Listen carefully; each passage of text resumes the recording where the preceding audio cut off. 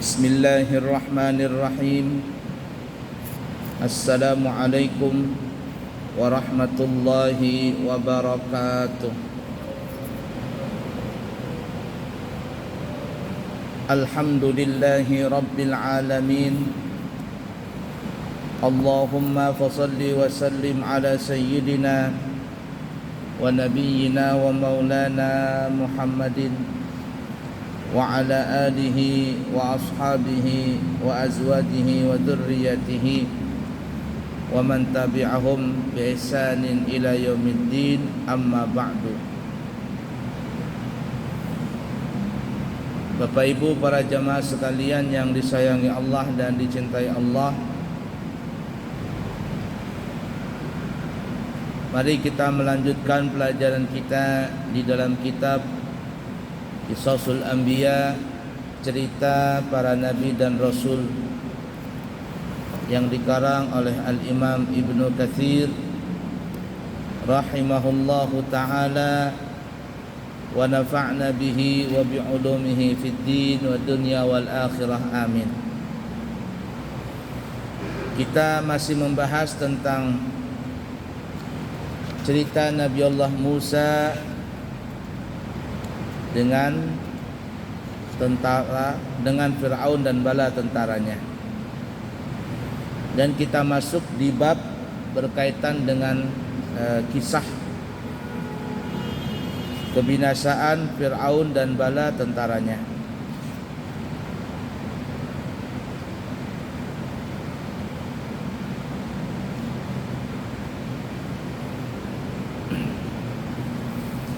Dan disebutkan juga dalam surah Yunus ayat 84 sampai 86.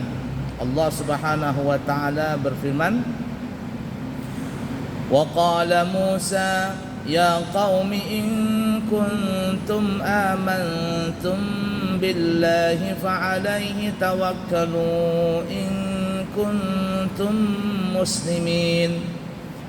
فقالوا على الله توكلنا ربنا لا تجعلنا فتنة للقوم الظالمين ونجنا برحمتك من القوم الكافرين. Berkatalah Nabi Allah Musa, wahai kaumku, jika kalian beriman kepada Allah, maka bertawakallah kepadanya saja. Jika kamu benar-benar orang yang berserah diri. Lalu mereka berkata, kepada Allah lah kami bertawakal. Ya Tuhan kami, janganlah engkau jadikan kami sasaran fitnah bagi kaum yang zalim, dan selamatkanlah kami dengan rahmat engkau dari tipu daya orang-orang yang kafir.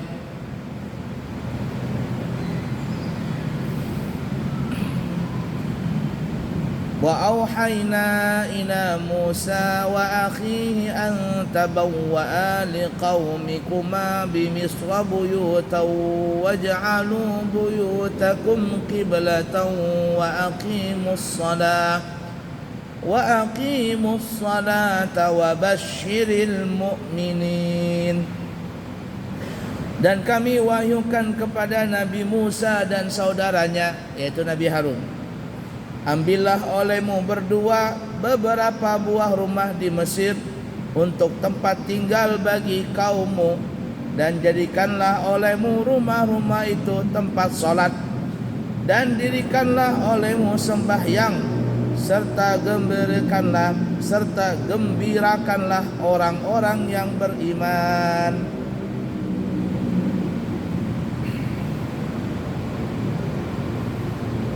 Disuruh oleh Allah untuk melaksanakan sholat.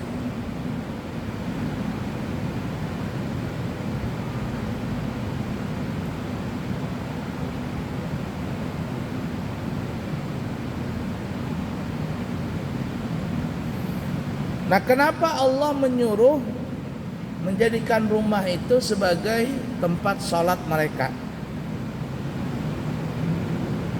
Jawabannya adalah supaya membuat rumah bagi kaumnya dengan ciri khusus, yang berbeda dengan rumah kaum Kipti, kaum Mesir, supaya sebagian di antara mereka dapat mengenal atas sebagian yang lain.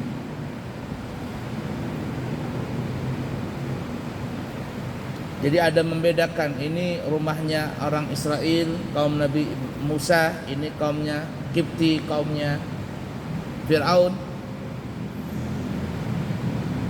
dengan memberikan tanda tempat sholat tadi di dalam rumah mereka.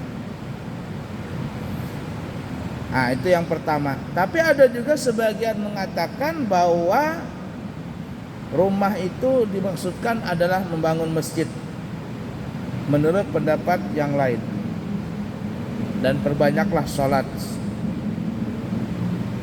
Ini yang dikemukakan oleh pendapatnya Al-Imam Mujahid, Imam Abu Malik, Ibrahim An-Nakhai, Ar-Rabi'i, Ad-Dakhab, Zaid bin Aslam, begitu juga Abdurrahman serta ulama-ulama yang lainnya.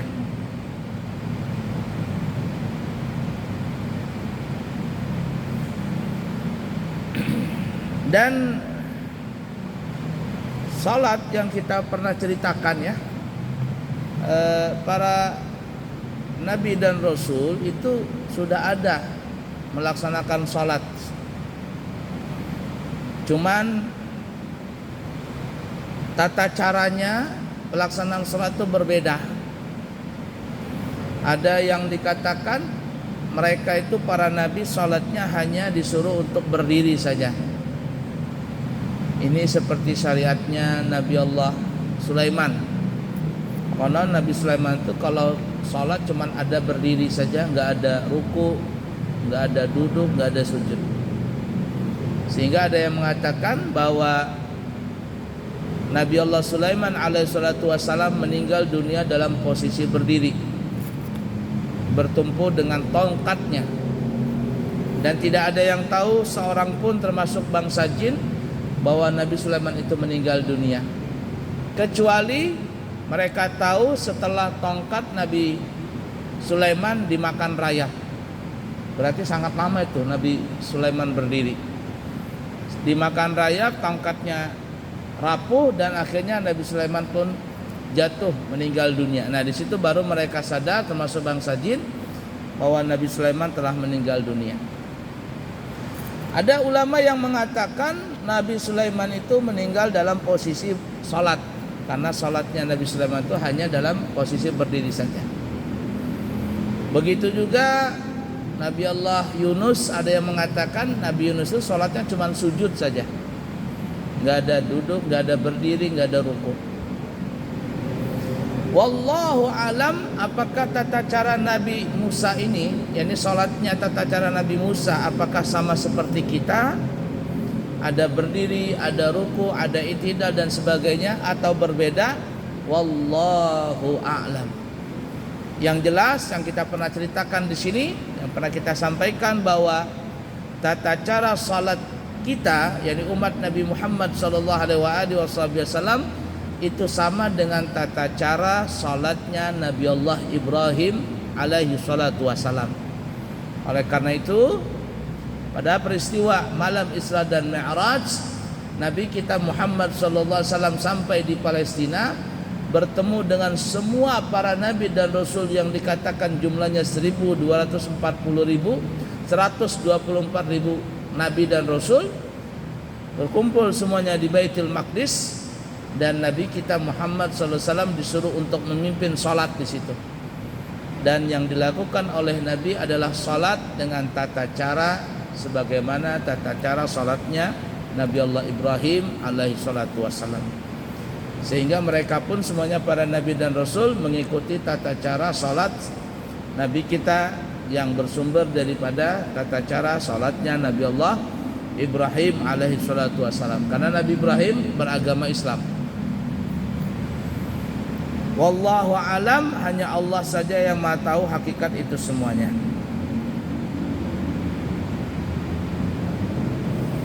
Nah, begitu pentingnya salat tadi, maka Allah Subhanahu wa taala menyuruh seorang hamba untuk salat, jangan tinggalkan salat. dalam kondisi apapun juga, maka tetaplah sholat. Sholat itu tidak lama, sebentar saja. Kalau dilihat cuman ringan, tapi banyak manusia yang tidak mampu melaksanakan sholat. Banyak sekali. Dilihat ringan, tapi ketika pelaksanaan sholat itu sangatlah berat sekali. Sehingga ada para jamaah tablik ya, jamaah tablik mereka mengatakan jangan atau masih jauh harapan orang-orang Islam dan agama Islam ini jaya sebagaimana jayanya di zaman Nabi. Jauh lagi. Walaupun orang banyak yang girah, banyak yang bersemangat di dalam menegakkan keadilan, dalam menegakkan Islam ini. Tapi itu jauh, ibarat kata jauh api dari panggangan. Cuman omongan saja. Islam bisa jaya kembali sejaya-jayanya sebagaimana di zaman para nabi, seperti zamannya Nabi Muhammad dan khalifah, apabila, kata bubuhan jemaah tabligh nih ya, apabila salat subuhnya kaum muslimin itu sama banyaknya dengan jamaahnya salat Jumat. Jadi kalau salat subuh nih, jamaah salat subuh itu sama banyaknya seperti halnya banyaknya jamaah salat Jumat. Dan jamaah sholat Jumat itu sama banyaknya seperti jamaah sholat Idul Fitri atau Idul Adha. Maka disitulah Islam sudah sangat jaya. Tapi kalau seandainya jamaah subuh paling sedikit, sholat Jumat tidak sebanyak jamaahnya pada hari raya, itu ibarat kata pepatah jauh api dari panggangan. Artinya kita ini cuma ngomong doang. Masih jauh Islam ini, masih jauh Islam ini menjadi jaya. Masih jauh kaum muslimin ini bisa bersatu. Kenapa? Karena belum sampai di situ. Nah, kunci semua kesuksesan itu di sholat tadi. Semuanya dalam sholat tadi. Walaupun ringan dilihat, dipraktekkan pun juga nggak lama, tapi memang berat sekali. Sehingga Allah Subhanahu wa taala menyebutkan firman-Nya dalam surah Al-Baqarah ayat 153. Allah mengatakan, ya ayyuhalladzina amanu ista'inu bis-sabri was-salah innallaha ma'as-sabirin. Hai orang-orang yang beriman, minta pertolonganlah kepada Allah di dalam bersabar dan juga mengerjakan salat. Mengerjakan salat. Minta tolong, karena kalau orang tidak diberikan pertolongan kepada Allah, tidak minta pertolongan kepada Allah, walaupun orang itu rumahnya dekat bahkan berhampiran dengan masjid, dia tidak mampu datang ke masjid. Walaupun rumahnya depan masjid, samping masjid, tapi tidak mampu untuk datang ke masjid. Kenapa? Karena dia memang berat. Hanya orang-orang yang diberikan pertolongan oleh Allah bisa melaksanakan salat itu tadi. Bahkan yang anehnya, coba kita lihat kalau subuh minggu atau subuh Sabtu atau hari libur. La ilaha illallah. Banyak sekali orang yang jogging, orang yang lari 1 kilo, 2 kilometer, 3 kilometer, 4 kilometer. Dia bisa berlari. Bisa naik sepeda dari Balikpapan sampai ke Amburawang, sampai ke Semboja, sampai ke Tanah Merah. Itu kalau hari Minggu saya pulang dari ceramah subuh ke Amburawang, ke pesantren, banyak rombongan-rombongan bersepeda. Tahan berkilo, berpuluh-puluh kilometer, tahan naik sepeda. Tapi anehnya datang ke masjid, tidak tahan dia. Jogging, lari, la ilaha illallah, keliling lapang Merdeka bisa 2-3 kali putaran. Tapi untuk datang ke masjid cuma beberapa langkah, nggak mampu dia. Kenapa? Karena memang dilihat salat itu ringan, tapi dalam mengerjakannya berat. Sehingga Allah katakan, wasta'inu bis-sabri was-salah. Minta pertolonganlah kepada Allah dalam sabar dan melaksanakan salat.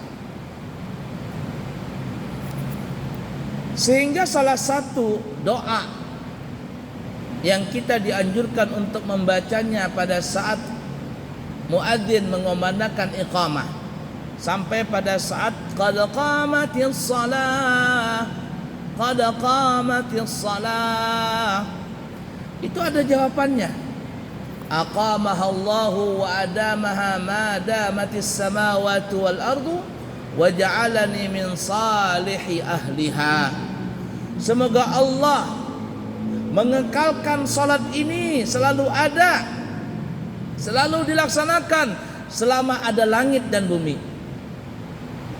Dan itu memang ada. Selama langit bumi ada, maka salat ini selalu ada dilaksanakan oleh semua orang. Wa ja'alani min salihi ahliha, dan jadikanlah aku ya Allah menjadi orang atau menjadi kelompok orang yang rajin melaksanakan salat. Ini penting dibaca doa tadi pada saat sampai qad qamatis shalah. Untuk apa? Untuk Allah menjadikan kita golongan orang-orang yang ahli atau yang suka melaksanakan salat. Berat salat ini ya. Hingga dalam peristiwa Isra dan Mi'raj ya, peristiwa Isra dan Mi'raj, ketika Nabi sudah mendapatkan 50 waktu, bukan 50 rakaat nih ya.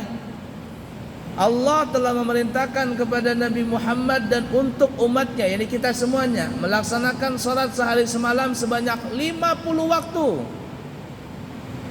Nabi mah senang saja, terima kasih ya Allah. Ini hadiah untukku dan untuk umatku. Nabi itu bilang hadiah. Kita mungkin bilangnya bukan hadiah, itu beban, tapi Nabi bilang hadiah. Pulanglah Nabi Muhammad turun dari Sidratil Muntaha, dari Mustawa turun ke Sidratil Muntaha sampai ke langit ke-7, ke langit ke-6, bertemu dengan Nabi Musa. Nabi Musa ini kan orangnya kepoan, tahu kepo ya? Hah? Apa kepoan tuh bahasa kita zaman sekarang? Hendak tahu aja urusan orang. Memang begitu sifat Nabi Musa, orangnya nggak bisa diam karena kecerdasan Nabi Musa, sehingga beliau itu tidak bisa diam kalau ada melihat sesuatu yang mungkin bisa ditanyakan.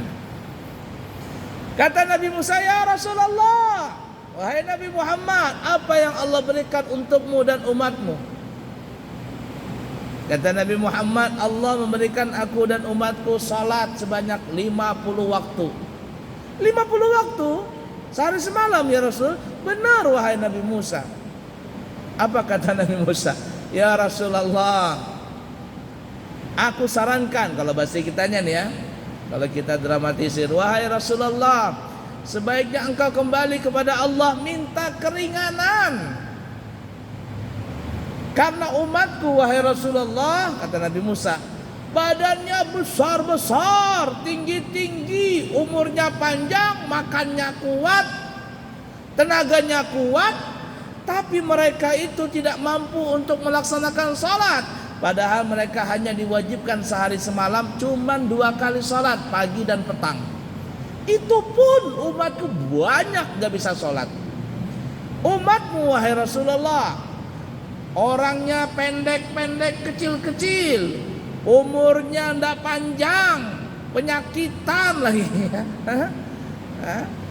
Kita ini kan terus terang saja sudah umur pendek, badan pendek, penyakitan lagi. Umur 20 tahun sudah tekanan, 30 tahun sudah macam-macam penyakit datang. Disuruh oleh Allah 50 waktu, enggak bakalan bisa ya Rasul. Minta ulang, minta kurangin. Nabi Muhammad berpikir benar juga ini. Kalau untuk Nabi Muhammad no problem, nggak ada masalah. Nabi Muhammad mau berapapun salat, Nabi Muhammad kuat. Tapi umat Nabi Muhammad nggak kuat. Benar nih, Nabi Musa benar nih. Maka Nabi Muhammad minta keringanan kepada Allah. Naik lagi. Ada apa wahai kekasihku, kata Allah. Ya Allah, kalau aku insya Allah kuat saja, umatku belum tentu kuat ya Allah. Mohon di-korting, mohon di-diskon. Ya sudah kata Allah, kurang 5, 45 dalam sehari semalam.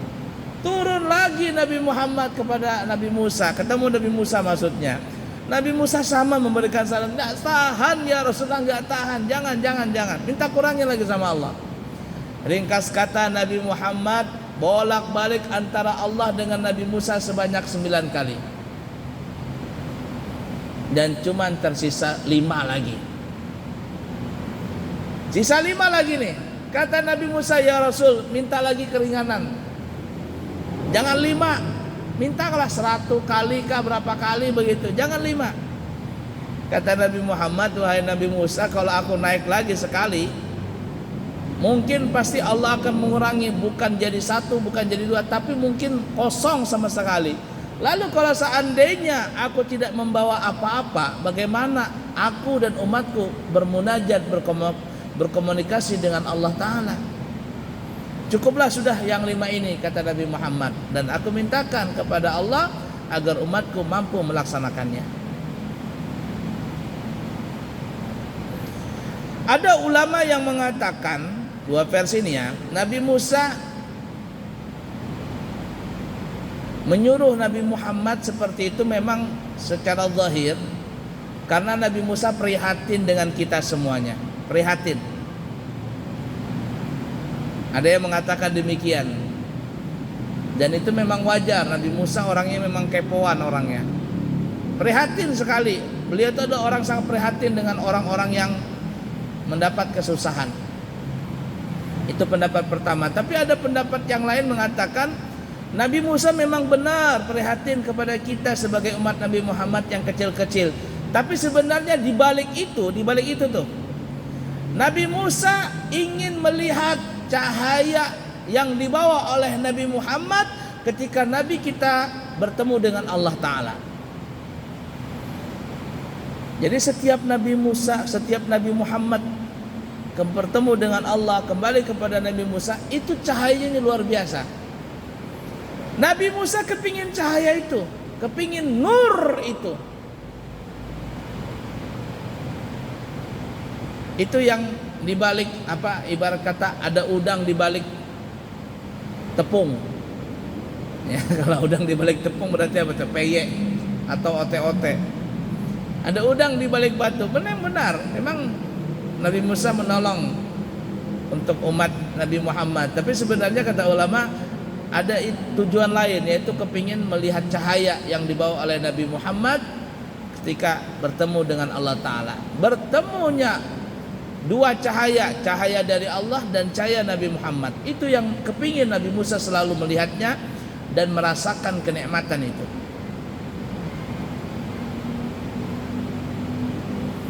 Nah, berkat Nabi Musa akhirnya kita sehari semalam sholat 5 waktu. Dan memang benar apa yang dikatakan Nabi Musa, berat itu sholat. Jangankan kita, umat Nabi Musa 2 kali sehari dalam sholat saja, pagi dan petang, itu pun banyak yang gak mampu, apalagi 5 kali. Lah kita ini memang seperti itu. Maka beruntunglah orang-orang yang menjadi ahli sholat. Dan mudah-mudahan Allah menjadikan kita semuanya orang yang menjadi ahlus shalah, orang yang rajin dalam melaksanakan salat kepada Allah Ta'ala. Amin ya rabbal alamin. Nah, kisah yang kita sebutkan tadi, Isra Mi'raj tadi, bentar lagi Isra Mi'raj ya. Ada ulama yang mengatakan, coba lihat dan perhatikan cerita itu.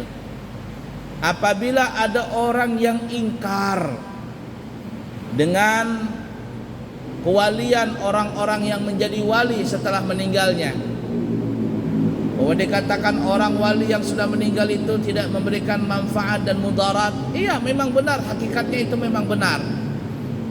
Tetapi jelas para aulia adalah kekasih Allah yang mereka diberikan anugerah oleh Allah Ta'ala. Memang benar semuanya tidak bisa memberikan manfaat dan mudarat, tapi kalau Allah berkehendak, maka Allah bisa memberikan manfaat dan mudarat walaupun orang yang sudah meninggal dunia. Di mana dalilnya? Coba lihat Nabi Musa dengan Nabi Muhammad. Nabi Musa sudah lama meninggal dunia sebelum Nabi Muhammad. Ratusan atau mungkin sudah ribuan tahun antara Nabi Musa dengan Nabi Muhammad. Malam Isra dan Mi'raj Nabi kita bertemu dengan Nabi Musa. Padahal Nabi Musa sudah lama meninggal dunia. Tapi dengan berkat Nabi Allah Musa alaihissalatu wassalam, yang tadinya kita 50 kali sehari semalam sholat, cuman berkurang dan akhirnya berkurang menjadi 5. Berkat siapa itu? Berkat Nabi Musa. Padahal Nabi Musa sudah lama meninggal dunia. Kalau ada yang mengatakan orang meninggal nggak ada berikan manfaat, ya memang hakikatnya. Tapi kalau Allah berkehendak bisa memberikan manfaat. Di mana dalilnya? Tuh Nabi Musa. Berkat Nabi Musa kita merasakan nikmat itu. Cuman 5 kali sehari semalam. Paham kira-kira ya?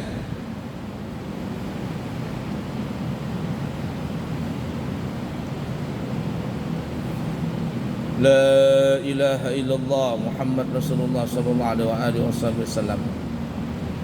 Nah, seperti itu.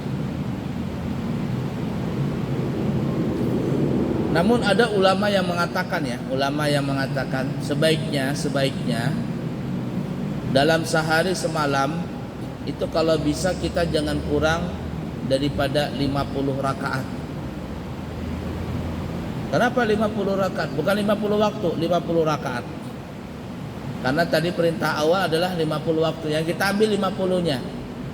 Dan usahakan sehari semalam kita salat jangan kurang daripada 50 rakaat. Kalau seandainya kita tidak kurang daripada 50 rakaat sehari semalam, maka insya Allah kita digolongkan oleh Allah min salih ahliha, termasuk orang yang ahli atau kelompok orang-orang yang rajin melaksanakan salat.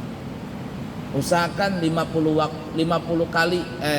rakaat sehari dan semalam. Coba kalau kita hitung-hitung nih ya.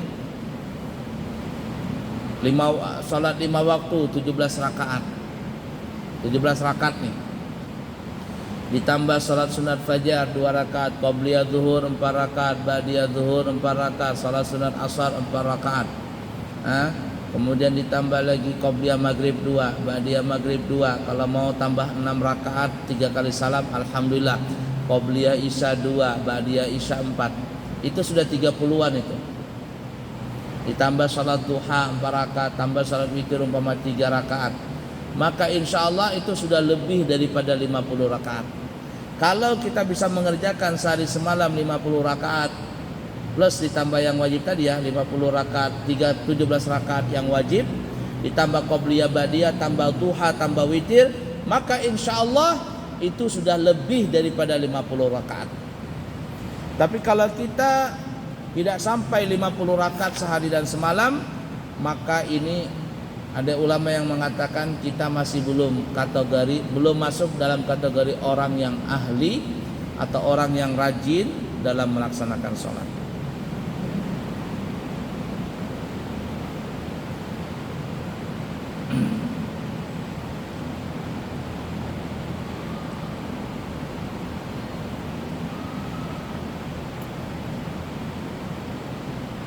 La ilaha illallah.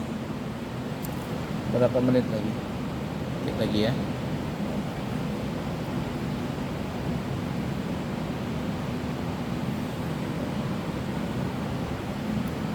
Dan untuk kita syariat kita, salat,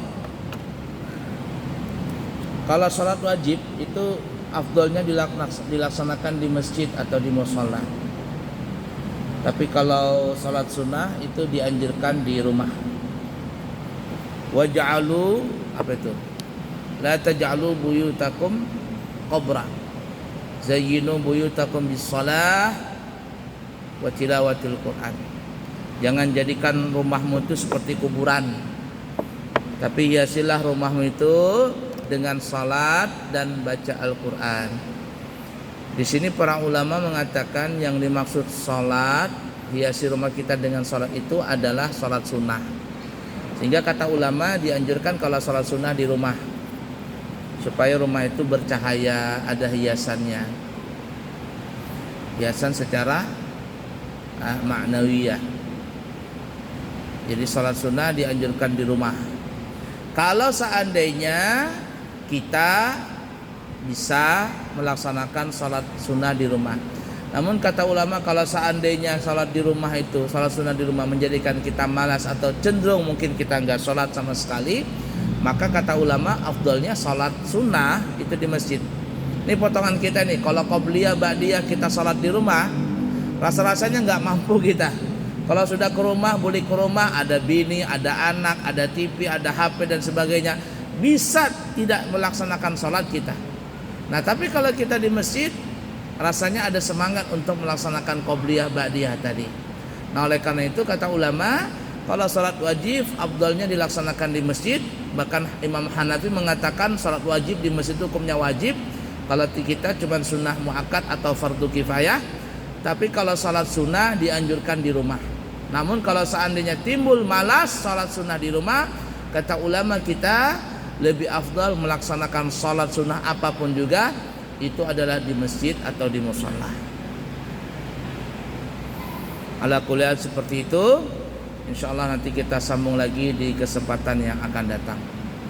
Insyaallah kami akan berangkat umrah di tanggal 27 Desember 2023. Kembali mungkin tanggal 9 atau tanggal 10 Januari 2024. Kemudian insyaallah nanti berangkat lagi di tanggal 21 Januari 2024. Mungkin kembali di tanggal sama ya, tanggal 8 atau tanggal 9 di bulan Februari 2024. Siapa tahu ada jamaah yang kepingin berangkat di bulan Januari 2024, masih ada seat yang kosong.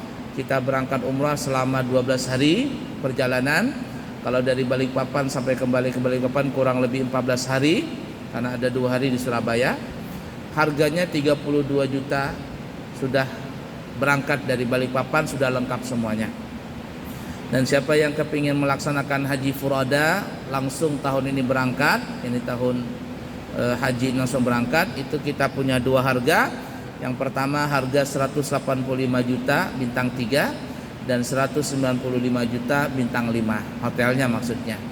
Dan siapa yang kepingin berangkat umrah bulan Ramadan, harga 42 juta 13 hari dan harga 46 juta 42 13 hari 46 juta 18 hari Lailatul Qadar dan salat Id di Mekah.